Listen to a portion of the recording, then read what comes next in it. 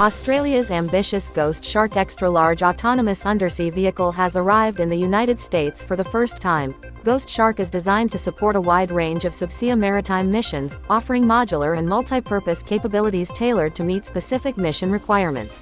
China has developed new FP-985 large drone equipped with a piston engine. The new large drone is designed in a monoplane configuration and is capable of carrying payload of 2,000 kg, reaching cruising speed of 200 km per hour.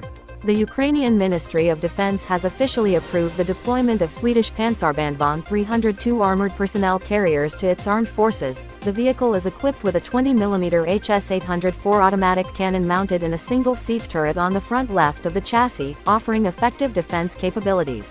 Turkish company Roketsan has announced that it had successfully test-fired the long-range cruise missile version of its ATMACA anti-ship missile. ATMACA is an anti-ship cruise missile with extended range, precision attack capability, and all-weather capability.